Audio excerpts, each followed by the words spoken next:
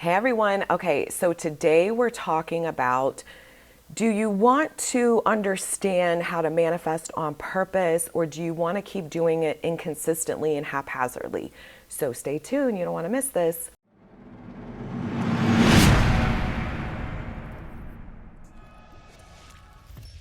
Okay, so before we dive in, my name is Kim Velez. I am here living my life's purpose to help the world empower themselves and change any programming that's standing in the way of them knowing their worth and value, really you knowing your worth and value, and you manifesting the life of your dreams. So if you're interested, I have 3 freebies. One is about self-concept. It's a free workbook called Limitless in Love. It's self-concept and love.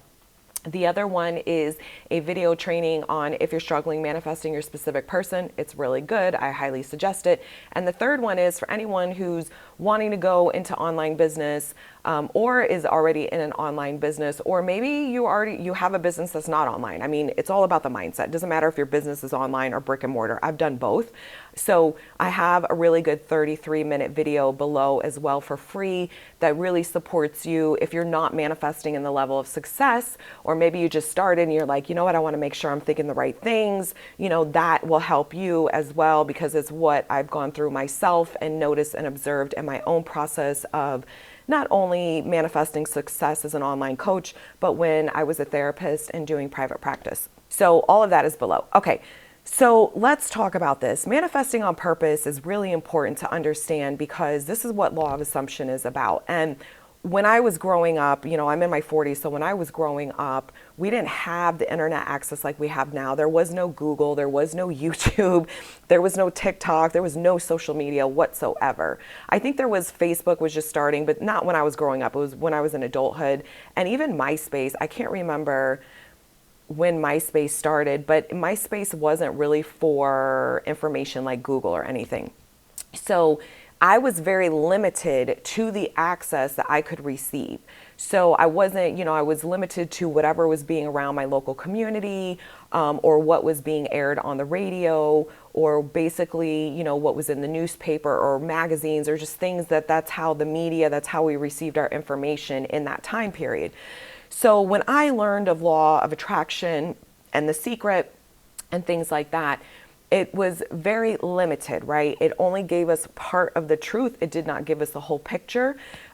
It was all about manifesting inconsistently, and it took a lot of power away from us, and it helped us, or it made us believe and think that if we're meant for something, we get it. But even if we want it and we're not meant for it, then we can't have it, which to me is ridiculous, because who's deeming if we're worthy of something or not except ourselves? And it also told us that there's certain things we can manifest, but then there's things that we can't manifest, because they're teaching manifesting is different for anything you want, which is not true. And then it was also teaching us that, there's something operating outside of us, i.e. the universe or your higher power, whatever you call it, that it will determine and decide if you can get what you want. So that's why people with law of attraction, they can manifest really great things, because I did too. But then there was a lot of things that I didn't manifest, and it was really inconsistent, and it wasn't a process that really empowered you to really do an overhaul transformational experience to remove limitations in you that are stopping you from getting everything that you want. So that is how it kind of was, and that's why a lot of people didn't know their power and weren't able to manifest the life of their dreams, and really ended up settling. And as humans, we do a lot of things to make us feel better. So we come up with logical explanations of why we settled. And I mean, I've done it. We've all done it. We can still do it. Even when you're a master manifestor, you have to be aware of all these things and then, catch them and change them if it's not supporting the reality you desire for yourself and who you are in that reality. So that's why all those sayings came about, like, what's meant to be will be, things that you want, if they're meant for you, they won't pass you by. I mean, all this stupid stuff. Just because this didn't work out, there's something better, which yes, there's always something better, because we're always offered more than one way, and you get to have the luxury of choosing what that better is for yourself. But it doesn't mean that we still can't get what we want and even have that end up better than we imagined. So there was a lot of things that were happening that taught us to manifest inconsistently and taught us to manifest from a very disempowered place, which was not allowing it to be on purpose. So, law of assumption is different in that sense because it really is the eye opener. And I don't even know if there's something even more powerful out there that we're just not all aware of yet, you know, because I didn't even know about law of assumption when I knew about law of attraction many, many years ago. So with law of assumption, it's really understanding that every one of my reality is a mirror to my inner story and my inner beliefs and my dominant thinking. So all I have to do is change any limitations or change any limiting beliefs that don't support me in the reality of my dreams and the dream life that I want for myself.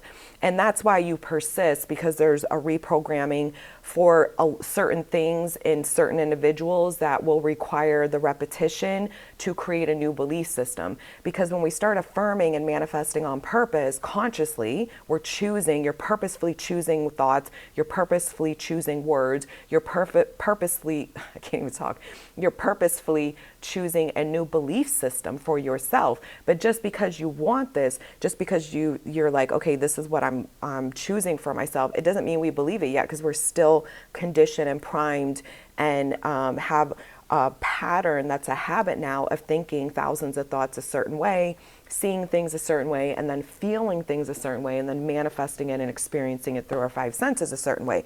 So that's why the repetition is important. That's why Neville talked about persistence so heavily in all of his teachings, because without persistence, you can't reprogram old limiting beliefs and change them to new ones.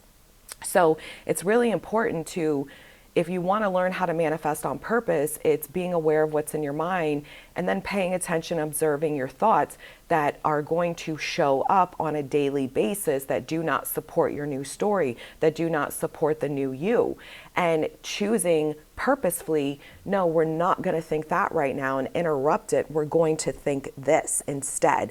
And you repeat that over and over until you believe in that new story more than you believed in the old one. And you'll know you're there when you're manifesting on purpose and you're getting it, because when things are showing up in 3D, even if you're triggered a little bit, it's okay. We're human, like it's part of the experience. You don't let that change your dominant state for too long. You don't look at that and say, because they just said this, or SP acted this way, or I saw this, or because the job interview, they told me no to my face, I'm not getting the job. That means it's permanent. That means I'm still not getting what I want. So this is where persistence too takes place, is that even though I experience this, I can always experience something different. I just got to choose the reality that I want to experience and continuously think thoughts that support that, and really working on the self-concept. Because if your self-concept doesn't match the reality of your desires, meaning if you've never had a loving, fulfilling relationship, or you've never had a lot of money in your life, then when you manifest those things in, or you start to receive them, if you don't feel worthy, it feels foreign to you, you will sabotage it. You will behaviorally do things to make sure you're pushing it away. But the most important, because obviously if your behaviors are pushing something away that you want, it's because your self-concept is saying, I'm not worthy to receive this. I don't know how to receive this. And then you'll end up manifesting the old reality again. So that's why we're all doing this work, because this is how you learn to manifest on purpose. This is why persistence is key, because without persistence, you're not reprogramming your mind. You don't accept, usually some beliefs we can, but a lot of beliefs that tie into our self-worth, we easily don't accept the belief that supports what we want if we don't feel worthy to receive it. So you have to change your self-concept in order for you to be able to see, okay, I can have this. And then when it comes in and it's not normal for you, you're normalizing, this is a normal experience for me. This is what worthiness is. This is what it feels like to be loved the way that I wanted. It's safe for me. It's secure for me. This is what it feels like to be rich. This is what it feels like to have more money coming in. This is what it feels like to have it be safe and secure, knowing money's always coming to me consistently and I'm not losing anything. So you really got to understand what it is that you're doing so that you manifest on purpose and you keep getting what you want and you keep overcoming any unwanted circumstances. I mean, that's what this whole game is about. All right, guys, so I hope you found this video helpful. I will see you soon. Bye.